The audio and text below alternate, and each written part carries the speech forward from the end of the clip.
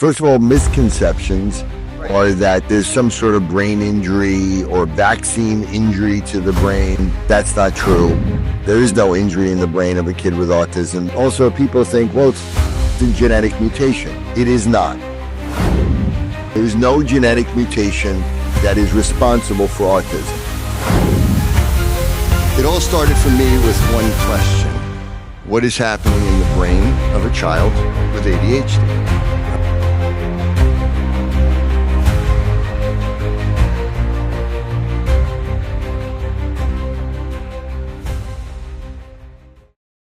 So I'm speaking to a really nice friend, you guys, Dr. Rob. Do we go by Dr. Rob or Dr. Rob Melillo? What do you like? Usually Dr. Robert Melillo or Dr. Melillo. Okay. Yeah. But I'm not too formal. Whatever people want to call me, I'm fine. Well, anyway, all I know is that Adam loves you. Of course, Adam Kluber got me on to connect to you. We had the coolest conversation. I don't know, was that about a month ago? Just to get to know you. And let me tell you, you're very special because I don't do that for everybody. Let them have a little pre-conversation. But I think what enamored me, and let's just dive right into what we're talking about today, autism. It's Autism Month. And I worked in a school district for many years, in many different classrooms. I'm a certified ESL teacher and certified in linguistics and all that stuff. And I had the honor and ability to be able to work in a lot of these classrooms where I would see autistic children. And I used to think to myself, and I know we talked a lot about that in our last conversation, the rise of autism. And quite frankly, I can say this, what the fuck is going on? Because it's my podcast, we can say these things. And I just, the fact that I can have this conversation, you're an author, you have your Ph.D., you're cognitive neuroscience, you're a researcher, you're a podcaster, you have a brain balance center, you have your method, and welcome to my podcast. So excited to have you. Thank you. Very excited to be here. And again, especially since our pre-conversation, that was so much fun.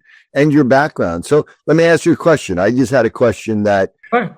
I just did an interview for Newsweek yesterday on this. And I always say that, the question on, are we actually seeing a rise in autism or not, right? So the people are, okay, CDC just comes out with new statistics yesterday. It's 1 in 31 from 1 in 36 about 2 years ago, or a couple of years ago, 2022. And so, again, another rise. And so the question automatically comes, is there actually an increase in the amount of kids with autism, or are we just recognizing it more? And so I can go through the research and the science and the statistics, but I always say all you need to do is speak to a teacher that's been in the school system for 20 or 30 years and ask them if there are more kids with autism or not, or ADHD or dyslexia. And the answer is always going to be yes. Right. I mean, again, I said that, if you ask them, it's obvious. Yeah, of course, there are more kids. So, don't try to tell me that they're imagining it and that, it's just that we're recognizing it and that these kids were there before and we just didn't notice them, and now you're noticing them. And if anything, the statistics really show that we're actually underdiagnosing it still. So, but that's the answer. It's a real increase. And like I said, I default to people like you who are in the school system, who really work with it more than anybody else, see it more than anybody else. And the simple answer is, has it been increasing? And it's clearly like, yes, undoubtedly. Absolutely. Look, I haven't been in the elementary sector when I was teaching elementary and middle school like 9 years ago.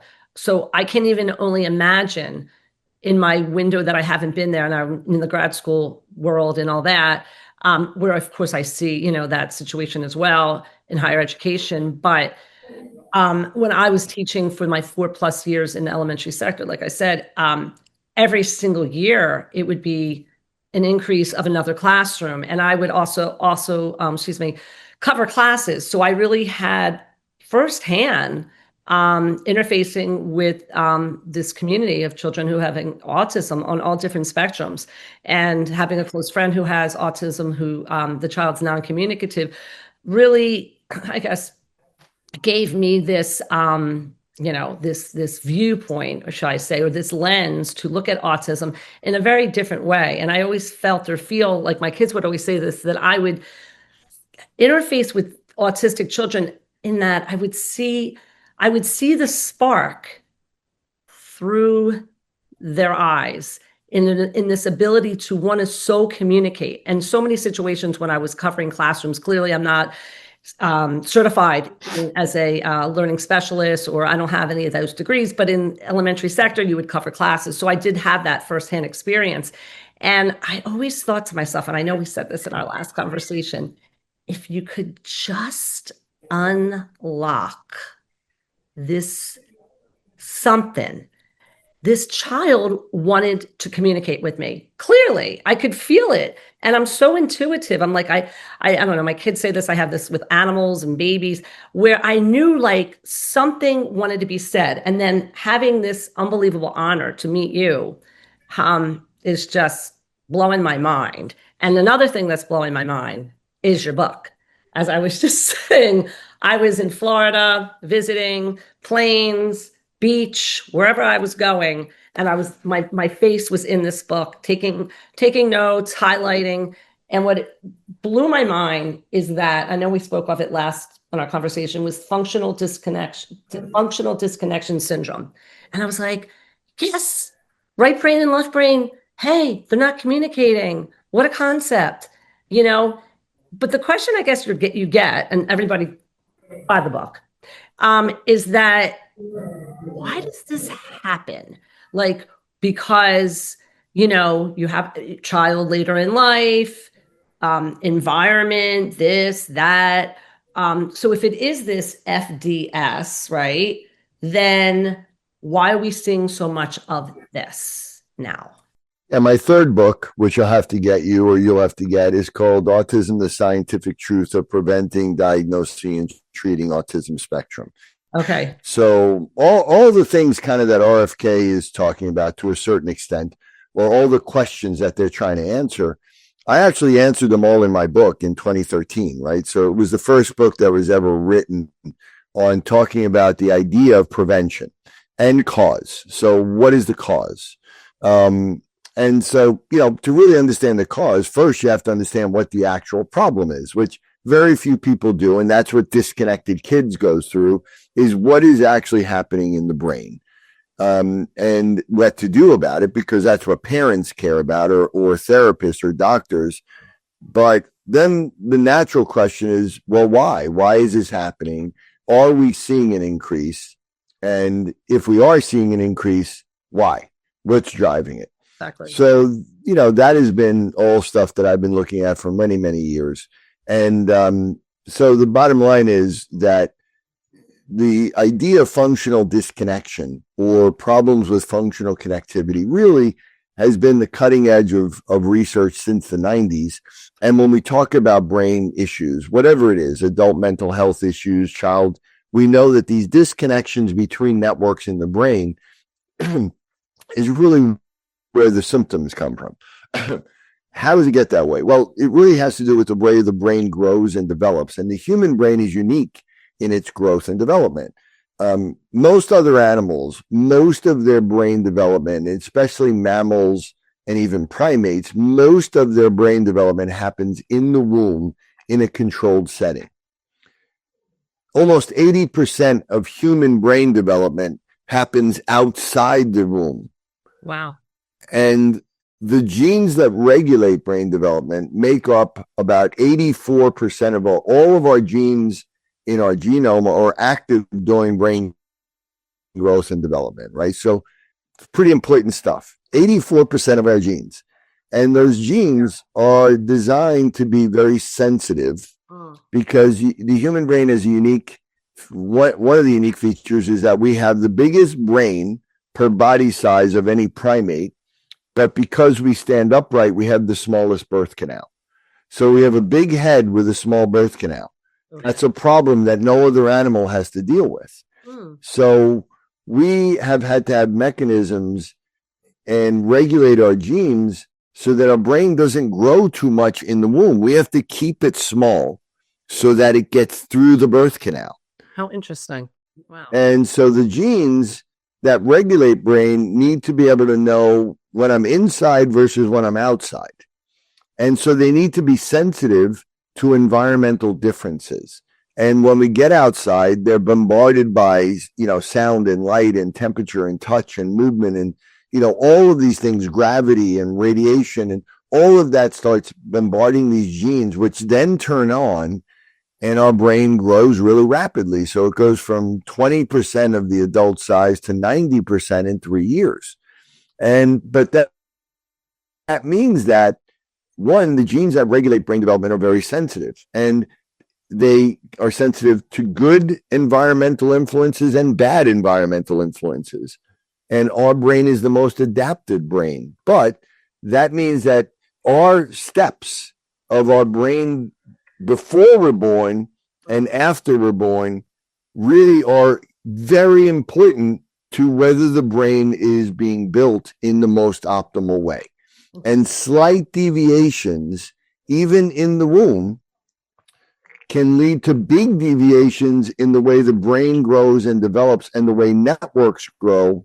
And slight imbalances in the brain have a big impact on brain function. So the answer is there's a lot of environmental factors that affect preconception, that affect the expression of the genes that build the brain, that in the womb that can impact it. And by the way, the preconception of environmental factors are equal in men and women. So it's not, we're not putting blame or saying anything, but there are different things like your age and your health and your stress and, your exposure to chemicals that can alter gene expression. And the ones that are going to impact most are probably the ones we have the most of, which are brain genes. And they are the most sensitive. And then that alters or can slow the development of the brain in the womb and then when we're born. And then that can alter the way we interact with the world and move through the world. And this can lead to delays and imbalances, which is what disconnects these networks or doesn't let them come together. And that altogether is the root cause. Incredible.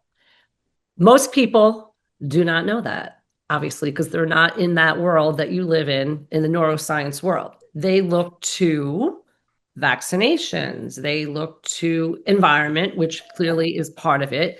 So I would think that any type of spectrum issue in autism, ADHD and OCD and all the things that we talked about is there's different factors. There's these factors that play in. The perfect storm, shall I say, in a situation where maybe a mother is older, maybe her spouse is is Asperger's, kaboom, autistic child. And I used to see that we had that conversation prior, where I would see that in the schools. Brilliant doctor, other child, brilliant in something else. Autistic child. And as you would say, and now I say, well, the autistic child is the most brilliant, but no one can see that because of all the situation that child is now placed in due to having autism. So to unlock the key, as I think I was saying, the key, I always used to say that, and I think I said that to you, you need the key to unlock the puzzle. So. Right. First, you need to know what the puzzle is to be able to come up with the key. And that's the thing. Very few people have any concept of what is actually happening in the brain and how it gets that way. But as you said, it really does start. First of all, misconceptions are that there's some sort of brain injury or vaccine injury to the brain. That's not true. There is no injury in the brain of a kid with autism. That's one of the reasons why it's so mysterious. We look at the brains of autism in children or adults, and they look essentially perfectly normal. Or a little bit of growth changes or immaturity in certain areas. But for the most part, there's no pathology. Also, people think, well, it's a genetic mutation. It is not. There is no genetic mutation that is responsible for autism. There are people that have genetic mutations, like Down syndrome or Fragile X, that are also labeled with autism, but that's not really autism. That's a genetic disorder that has features of autism, and that's only about 5 or 10% of the population anyway. So 90% of those that are diagnosed with autism, there is no clear-cut genetic mutation. So there you go. So now what is the problem? The problem is that there is some abnormal growth or alteration of normal growth. I didn't want to say it's abnormal, but alteration of normal growth of the brain. And there's some changes in the way genes are being turned on and expressed because of environmental factors, but they're not damaged genes. And that combination is then superimposed on a natural trait. And that child is gifted. That child has areas of their brain that are more powerful. When we say someone is gifted or talented or smart, what does that mean? From a neuroscience perspective, it means that there are areas of the brain that are more connected, and that area is responsible for a certain function. Maybe it's reading, maybe it's doing math, maybe it's writing songs, maybe it's playing music, maybe it's being an athlete, right? Visual spatial skills. But there are areas of the brain that are responsible for anything that we do, cognitively, motorically, sensory. And if you get certain areas that are just naturally stronger, more connected, the speed is faster, that person is going to be better at that skill than somebody else. And that runs in families, right? We get people that, there's the autism trait. Simon Baron-Cohen out of Cambridge, one of the top researchers in the world in the 90s, came out with papers saying that in the families of people with autism, we see a lot more people that are physicists, mathematicians, and engineers. He later on went to say that people that are in finance or doctors and lawyers. And then later he showed that anywhere in the IT world where people have clusters of people, like in Silicon Valley is the highest concentration in the world. What do all those jobs have in common? They have a trait in common. What is that trait? That trait is they have advanced left brain skills. All those jobs favor people that think in a left brain style, like an engineering type of brain, right? Yeah. Whereas bipolar is the opposite. It's the creative, artistic brain. Right. That is that. So you get someone that's very gifted, either on the left or the right, and that's a trait that comes from their family. That's a good trait. And you go over a certain level of it, it gets too strong, and now it creates a sharp disadvantage. Yes.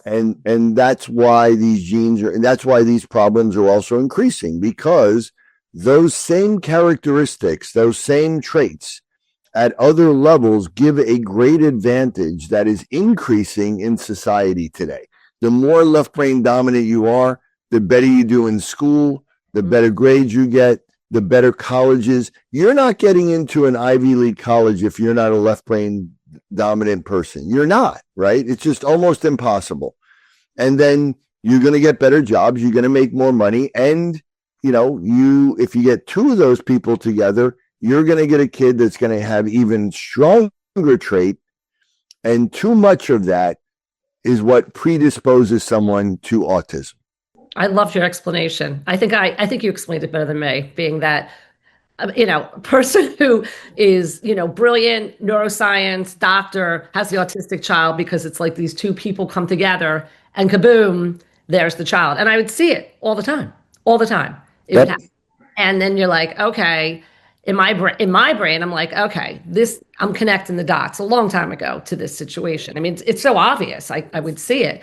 One child who was, like I said earlier, super bright, and then they have the autistic child who's the second child, and so forth. So I guess, my question is, so many parents, so many people around the world, they come to you. They're desperate. They need support. They want you to fix their child, shall I say. However, that's one component. The other component I was thinking about when I was reading the book is the people that have a child who are hesitant to want to take that plunge, who feel like, they don't know, they're how do they say, they're concerned that, if they go through the Melillo method, that something's going to go wrong and it's going to make their child worse. Like, I just want you to, speak on both of those situations.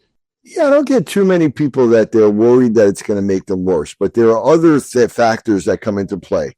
One play is, they're told early on by all the so-called therapists and experts that, they're directed towards, who really have no idea what's happening in the brain of autism. And I don't mean that to put them down. They're well-trained people, like you were a teacher or whatever, but they really don't understand the science underneath this at all. They're only taught what they're told. Exactly. And what they're told is there's nothing you can do about it, that these are genetic or whatever, and that, you just need to get people to accept it. You can't change it. And just, this is a lifelong thing. And just, so from the very beginning, they are told around the world that, there's nothing that can be done. And, save your time, save your money, just learn to accept it and manage it. And that's it. And so at a certain point, some parents, they need to, they heed that advice. They're like, okay, I just need to come to peace with it. I just need to accept it, that I'm throwing my hands up, whatever, to God, and there's nothing I can do.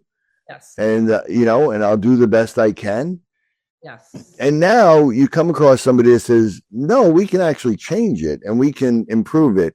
No one wants to use that term fix, because they're not broken, because they're brilliant geniuses, these people. But you want to say, hey, we can change it. And now that person says, wait, I just learned to accept this. Now you're going to make me start to hope again.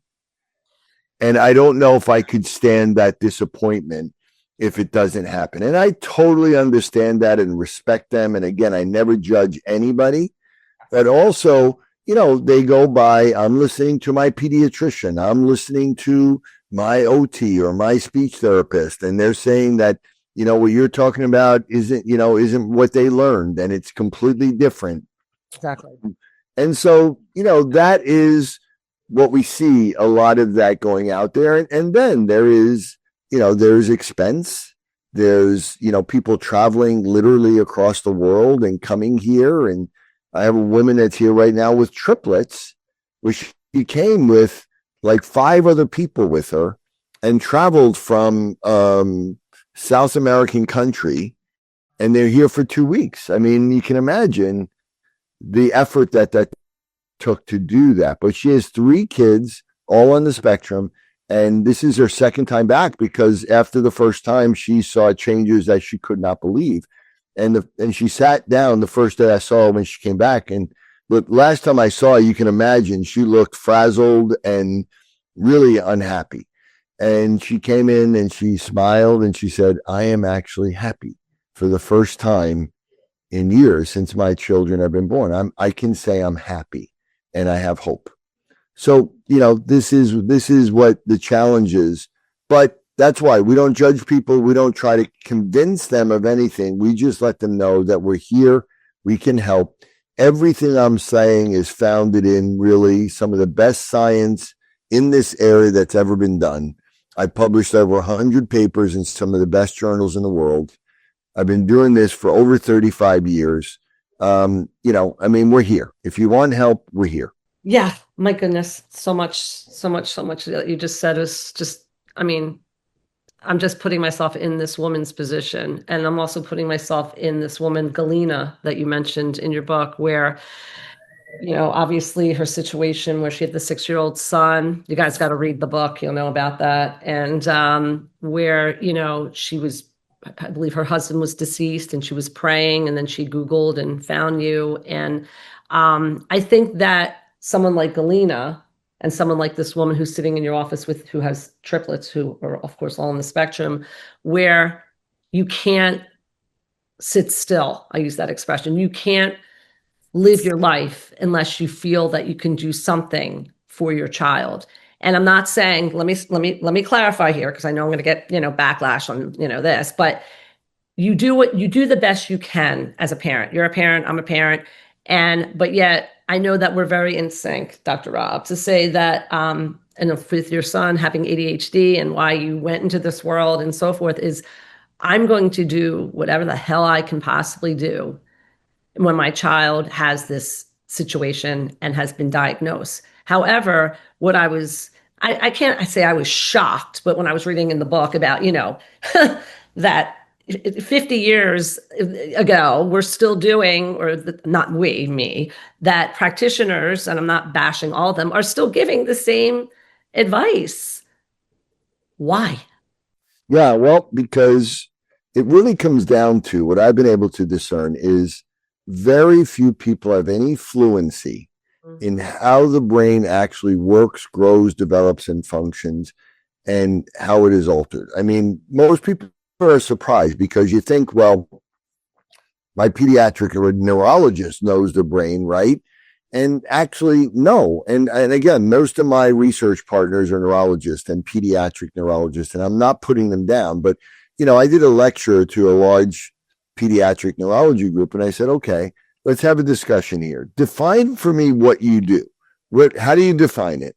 And they said, well, we work with organic neurological illnesses. What does that mean?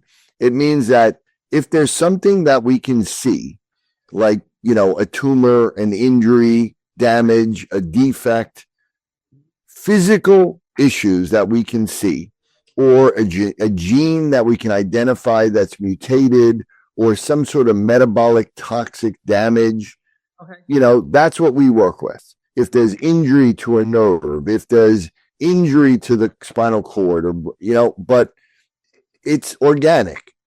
And so most neurological issues, developmental, neurobehavioral, mental health, are not organic illnesses. They don't have a brain injury. They don't have any pathology. There isn't any genetic mutation. There isn't any clear-cut, really metabolic issue. It's basically invisible in almost every way, except for looking at the person, right?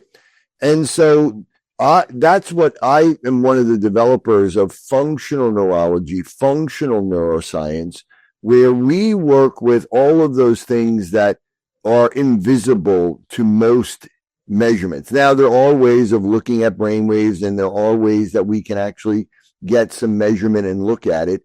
But I've made my career of over 30 plus years trying to be the most fluent and understanding and knowing how the brain works, the neuroanatomy. I mean, I can speak to it like, very easily, and very, very few people can do that or have learned that or think in that way. Most psychologists have never even had one course in neuroanatomy as part of their graduate training. Most people don't realize that, right?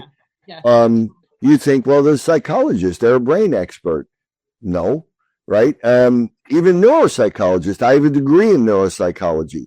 The level of real neuroscience and neurology is minimal, very minimal. So, again, most people don't understand that. And let me tell you, I mean, you talk about what a pediatrician knows about the brain, or a developmental pediatrician knows about the brain, how the brain regulates the immune system. I mean, these are the things that I've spent in, and that is the reason why I believe that we're still doing the same thing, that because most reimbursements are dictated and most treatment is dictated now by insurance companies and what they're willing to pay for or not. Absolutely. Yep. But, wow. People don't realize that. Wow. Wow. Wow. Wow. Wow. It brings me back to my thought, how I shouldn't say I despise. That's pretty powerful. How I don't agree often with how Western medicine looks at things clearly. Like I'm the person that gets, many, many evaluations when something's going on with a loved one, not just one, because when people, how do I say this politely? I can't really. Doctors are not God. They go to medical school. They learn what is taught to them. And to your point, do we point the finger at the educational systems who are putting out this curriculum to say hey, maybe you should kind of look at this because we're living in a different world. We have these massive statistics of children with autism. Like maybe we need to shift what's going on in medical school to bring this education to these. I mean, when you were mentioning about, the pediatric neurologists and stuff like that, if there's a problem, they can fix it if they can see it. But when there's a child sitting there with full-blown autism, not so much. They'll medicate the hell out of them and have a great day. Sorry. It just, it literally, talk about brain, it blows my brain up to think that that's where we still are, and point the finger at this and point the finger at that and this and that, because to me, as an educator, they're not educated. They don't have the education to give the right information. And what about the people who can't find you? What about the people who don't know how to go onto Google and do the search? What about that? Like, to me, like, I'm always looking at it from the other side. I mean, when I was traveling in Florida, more than many, I can't, let me try to formulate my words. There were so many instances where I would see autistic children. It's spring break, kids were all over the place. And there was this one little boy who comes to my mind, and he was seeing us in and out of the elevator, my son and I. And now I feel like I should be like whipping out your cards. Okay, come here. I got somebody, you got to talk to this person, Dr. Rob, because this little boy, you could see he wanted to communicate. He was very limited with his speech, and he had other issues, the inability to be able to walk well. He was sort of dragging his leg along. And I don't know, I'm feeling like the frustration that you guys must feel in that sense, where you can help your kid. You just need to be able to find you guys to be able to do this. And I don't know, how do I say this? I'm pissed off at the medical system in general, and colleges and medical schools. Like, shame on you for not getting shit together to be able to give the information that doctors need, so that people do not have to have a child grow up in a world and be autistic. The reality is we live in a world where the traditional healthcare, medical field, and pharmacy has a monopoly on healthcare. Really, they have an unfair advantage. But you can, sit back and bitch about it, or you can try to change it. And the way to change it is through science, right? So science is the equalizer. And so that's where I've also realized for the last 30 years that I needed to be involved in the research. I needed to publish textbooks and papers and work with really good people around the world. And, like anything else, you want to change a system that you feel can be done better, or that might even be broken. You can complain about it, but that's not going to change it. No. You need to actually come up with an alternative, and you need to be able to prove that that alternative is better than what is already there and existing. And that takes some time. So that's what we've been doing. And one of my goals, the idea of these things called primitive reflexes and how they impact development has been a big push in my research. And so these are reflexes, baby neonatal infant reflexes that we've known about for over 100 years. Pediatricians used to look at them all the time. They're still trained on them in school. Pediatric neurologists still look at them, but they only look at them for the first year, and they believe they automatically go away. Okay. Seems like a simple thing, but we publish more research now on this than anybody else in the world, and really advanced research. We've done the only randomized age-match controlled double-blind study looking at retained reflexes in autism in children, adolescents, and adults. So we have a paper that's coming out. So what we wanted to do, even, the MDs that work as part of my lab, we would like, first step, get pediatricians to look at these reflexes again, get to understand the importance of them, and get pediatric neurologists to look at them beyond year one. Seems like a simple thing, but obviously even that is a huge shift. So, we've been doing this for a long time. So we got one of the leading clinical journals that pediatricians, the average pediatrician, not a researcher, will look at. reached out to us a couple of months ago and said, all right, we're getting a lot of inquiries about these things called primitive reflexes. And there's just a lot of people asking us about it and interest. So we wanted to see where that's coming from. So they came and they said, well, we traced it to your papers, that your papers are making people. And so they said, will you write a paper on this? So we did. We wrote a paper, and now there's a paper coming out any day now on looking at primitive reflexes as a biomarker of neurodevelopmental disorders, which would be the earliest biomarker out there, which would lead to then earlier interventions that will get them thinking on a different level other than just pharmacy and there's nothing we can do. So, just to be able to, so that's where, you can make real change by actually, doing the research and putting the papers out there. And, ultimately, maybe 20 years from now, we can really see a big shift in where we're going. But, this is what I'm doing to try to change these things. Oh, amazing. And all right. Well, okay. So I'll get over being pissed and get over okay, we have to be, I'm just teasing with you. We have to be positive. You're a very positive person. I was also thinking is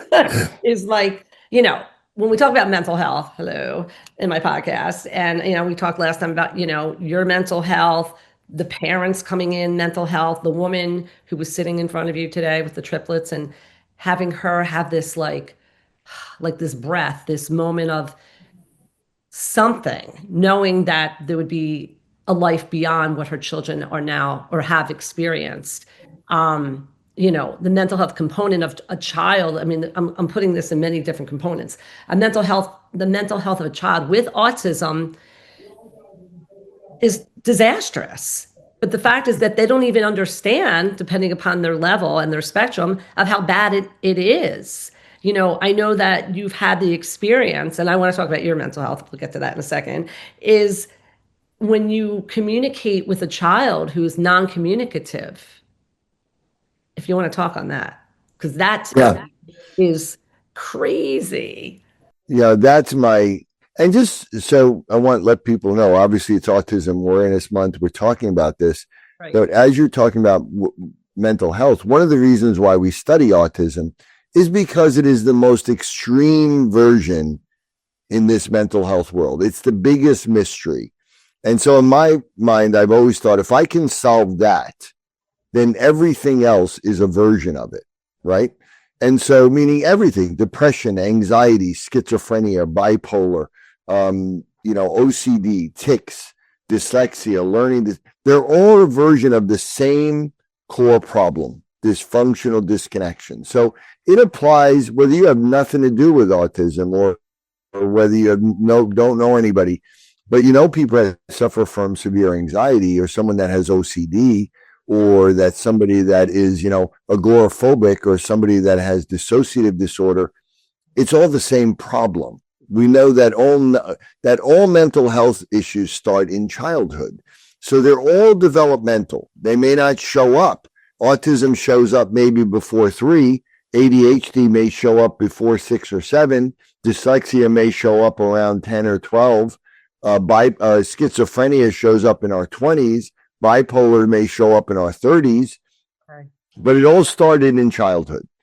And so that, to give people a perspective, even if it's not just about autism, but, for me, a lot of my focus and the most challenging of all autism is the non-speaking autism. Yeah. That's the biggest mystery of all, because it seems like a simple question. Why don't they speak? What is actually stopping them from speaking? Nobody in the research world has ever really answered that question. And I have been, looking at it and analyzing it for the better part of 25 years. And, for me, about 20 years ago, was the first child I worked with who was non-speaking. And the parents came in one day crying and thanking me because he started speaking at breakfast for the first time. And they gave me credit for that. And I had no idea if I had anything to do with it, right? Because I was just starting out and things were new. But I knew at that moment, if I did it, I needed to understand how to do it over and over and over because I knew this would be my life. Because what was better than that? You literally give a child his voice. And so, working with that now is really the majority of what we work with. And it's challenging and it's hard, but understanding the neuroscience of it. And I think, we use a technique where we can teach your child how to spell using a letter board, sometimes with a device, but they're so disconnected from their body. They don't feel their body. They haven't created a map of their body in their brain, and they can't move their body the way they want to. And that is a simple explanation of actually why they don't speak. But all the words are there early. They know all the words and they're brilliant, but they can't control their body and they can't show it, because the two hardest things for us to do as humans is speak and point. And they can't do either one. And if you knew everything and you wanted to show people what you knew and you couldn't point to answer a question or to tell them, and you couldn't speak and you couldn't control your body, how would you show them what you know? And that is what's going on. But with a letter board, they can sometimes be able to show us, and then what comes out of them is miraculous. In kids that people don't think they even know how to recognize a letter. And they have given me answers about what's happening in their brain. And some of them have helped me put the final pieces together. So now I think I understand why they don't speak as well as anybody in the world right now. That's important because you're not going to be able to get them to speak if you really don't understand exactly why they don't speak. Exactly. And that's where I'm at right now in my work. I'm pausing because it's unbelievable. I don't have a word. Give me a word. It's remarkable. We talked about mental health in last conversation of your, what's your mental health like? Well, I guess it's pretty damn good considering you are a change maker. How does it feel to be a change maker? Is it a lot to absorb, because you are literally changing the trajectory of a human? Yeah, it's, I love my life. I'm very proud of myself. It's been a lot of work. I've worked really, really hard, but it never has really felt like work. It's been a passion. It's been a love. It's been just a journey that I wouldn't change for anything. And I'm still way from over. I'm getting better and better. Each year, the last few years, I've been more productive. My son works for me now, and my son was on the autism spectrum when he was a kid and had really severe OCD and ADHD, my youngest son. And he now works with me, and he's brilliant. And, so yesterday I saw patients all day. I did a podcast. I did an interview for Newsweek magazine. I did an interview with Greta Van Susteren last night on one of the big cable shows. And then I did an Instagram live, and I was doing this until 9:30. And my son, watched the Instagram live, and he came in today. He goes, "Wow, that was really great, Dad. And he said to me, "Man, you are just going," because I did a lecture this weekend for 3 days.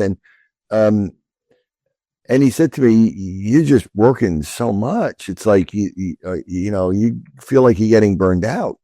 And I'm like, "No, I don't. I get tired, but I don't feel like I'm burned out because I know what I'm doing is making a difference. I know what I'm doing is making an impact." When you're doing something every day and you don't really feel like there's a purpose to it, or you don't really feel like you're being productive, or you don't feel like you're really making a difference in the world. And even if you're making good money, at a certain point, it starts to become tedious, or you start to feel burnout. When you feel like, every day you are living to your ultimate potential and you're really adding value. To me, it's about adding value to this world. And when I leave this world, I want to make sure that I know that I added a lot of value, more value than I took. And I get a lot. I'm very blessed. I have an incredible family and children. And also, there's always somebody watching. my kids are always watching me. I'm their example. Oh, And so he's looking at me, and he's looking at me now going, wow, I can't keep up with you, and I'm 30. And, but I want him to be able to be my age and say, I remember when my dad was doing this and he did this. And, my wife has a joke where she'll say to me, because, this has been a battle too. I mean, anytime you try to be a change maker, oh yeah, you're going to get attacked. absolutely. And I've been attacked for 30 years from the very beginning. People saying all types of stuff about me, and and stuff that lives on the internet, and none of it is true, but it's all part of the battle, part of that that you have to go through, the what people will say and the fighting, and all of the things. And so you have all of that comes about. And my wife says to me, someday everything you say is going to be accepted as like it, Yeah. right? Yeah. And he said, but you're going to be dead, and Ty's going to get all the credit for it, right? She's like, your son's going to get all the credit for it. And I was like, it's probably true, but that's okay. That's okay. I'm not looking for credit. But if he gets it, better than somebody else, because there's a lot of people that have stole a lot of my information over the years. As you're speaking, I'm thinking to myself, how lucky you are to have found your passion to do you. Because gosh knows there's so many people, millions out there, who will never, ever get an inkling of what you get on the daily, where people are coming in desperate in their lives and wanting to have change. And that's why I feel like I want to be so connected to you guys and all the work that you do, because I just love to give content and put podcasts out there where it can change people's lives. And my concept is like, well, what if someone doesn't know who Dr. Rob is or Dr. Melillo? Like, maybe I should be out there literally giving cards out and being like, hey, I'm sorry to interrupt you, but do you want to think about this maybe a little bit differently, but in a way that people would be accepting what you have to say? And your centers are global, yes? Well, right now, I have my primary work now is the Melillo Method Centers, and I have two centers, the Melillo Centers for Developing Mind. One is on Long Island, one is in New York City. Okay. And that's where the highest level, I've had a practice for 30 plus years. I did create brain balance centers, but they are centers that are more dealing with much milder things than what I work with. And they're effective and they're still there. But these two centers right now are primarily now. Down the road, I've also trained doctors globally, continue to do that. I have people that are certified all over the world. And we continue to expand around the world as well.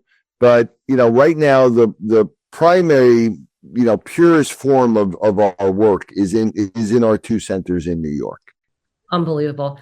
And as an aside, because I was thinking about this, I was reading the book.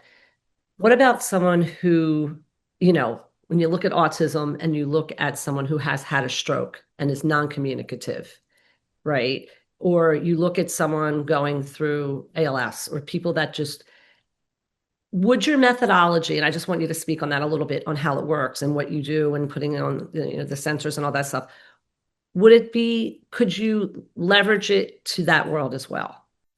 Sure. When you know how the brain operates, like I do, and you have the tools, and the most sophisticated tools in the world in combination, you can help anybody with a brain issue. I mean, I do work with people with brain injury. I do work with some neurodegeneration. It's not primarily what my work really is, more looking at, younger developmental, but even younger, adults and those areas. I do believe a lot of neurodegeneration is the end range of a developmental issue. But, when you're getting to that end range degeneration, it's really at a certain point, it's really hard to change it or reverse it. That's why you need to work more in the front end. When you have a brain injury, when the tissue is damaged, you're not going to really change that much. So, and those are pretty straightforward, meaning you can see where the brain injury is. That's one of those organic issues that neurologists can deal with, or the traditional physical therapist or occupational therapist or speech therapist deal with well. Right. But it's those functional neurological issues, that the kind of invisible ones that you can't see, that make up the vast majority of issues.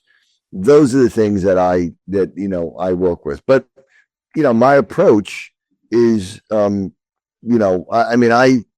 as I said, I'm trained in clinical rehabilitation neuropsychology, and I did my internships in two of the best brain rehab centers in the world. And to be honest with you, and most of those people were brain injuries, I thought it was a joke what they did. Compared to what we do now, it's pretty much so very basic.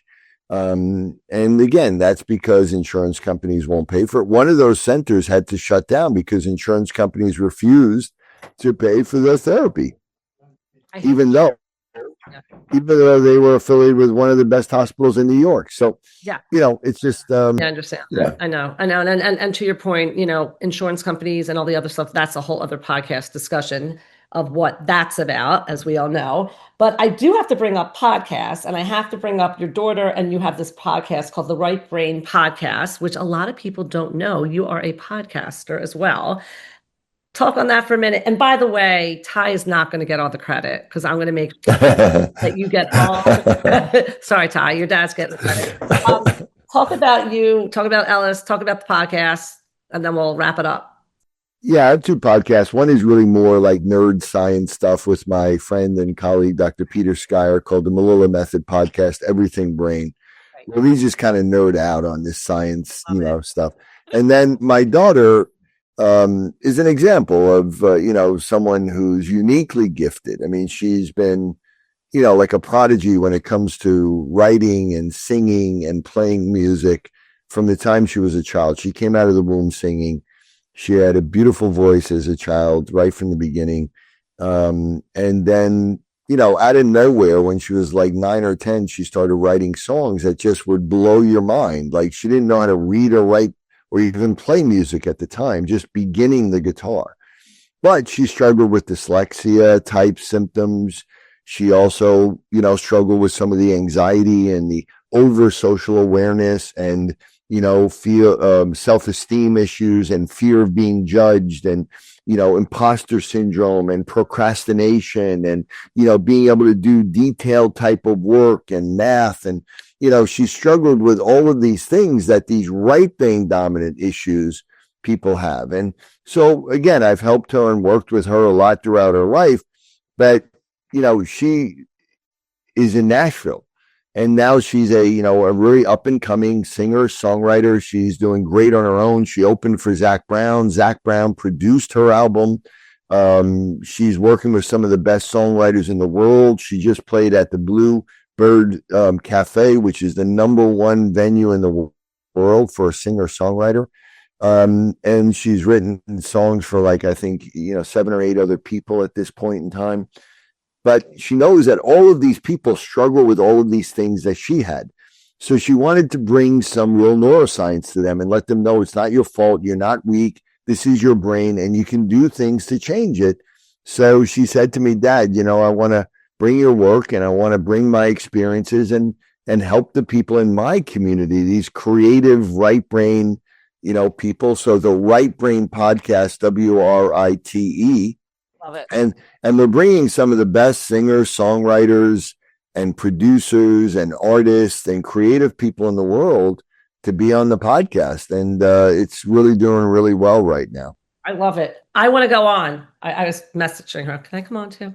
Come to Nashville. Yes, totally. I just love you. I love your work. And I just want everyone to know who you are, just in general, because you definitely have made or are making this incredible impact on the world. And your time is so valuable and you came to share it with me. So you are my friend and doing you. And thank you from my heart. This has been an unbelievable interview. And I know that when people check you out on Spotify and Apple and soon to be YouTube, people will know a place that they can come if they're suffering, and that's with you. And the best place to find you, Dr. Rob?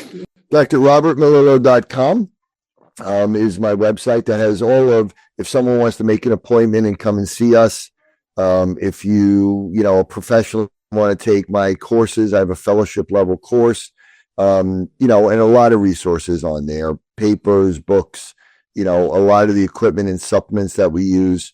But Instagram, I just went over 1 million followers 2 days ago. So I'm very active on Instagram, of course, and we're always putting out information, and I try to answer a lot of questions. Just did an Instagram live last night, answering questions. So, you know, that's a really good way to get in touch with me. Exactly. And I keep promoting the hell out of you. So whoever's Thank you. looking at you, buy the book, and congratulations to all you do. And, you know, maybe take a little nap. Chill out a little bit. Go get yourself a Starbucks. Like, go in the corner. Just like relax. And, you know, until time, don't worry. I got it covered for you guys. Anyway, and however I can be connected to your community from my heart, as a teacher, as a mom, as a person who just cares about people, let me know. I would love that. Just keep doing what you're doing. Pull your heart out there, and you're a change maker as well. And thank you for doing this. And, you know, we just need people like us to group together and go out there and share the message. And, you know, and the word that I would use, that I would want to, you know, people to think about is hope. You know, there's hope. There's hope. There's hope in that change. It's not false hope. It's real hope. It is real hope. Well, have a good day. Like I said, relax, take a moment for yourself, and we'll speak to you soon. Thank you. Everybody, take care. Thanks. Bye. Bye.